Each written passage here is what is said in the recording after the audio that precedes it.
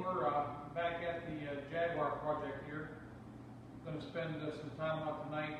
Haven't got much done this week. Had a lot of stuff going on. So I'm going to spend a little bit of time out tonight, work on getting some more interior parts out of it, and see what we can do. So let's get at it.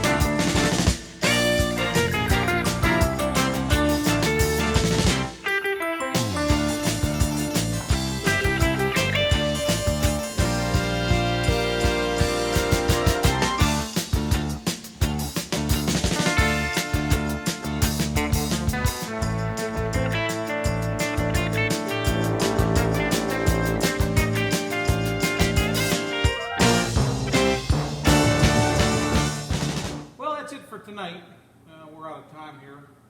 I did get some of the instrument panel taken out. The dash pad come out real easy.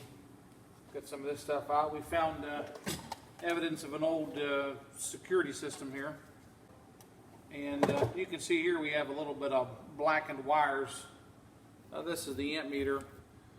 The owner was aware of this, so I think he's already talked about ordering a new wiring harness for it.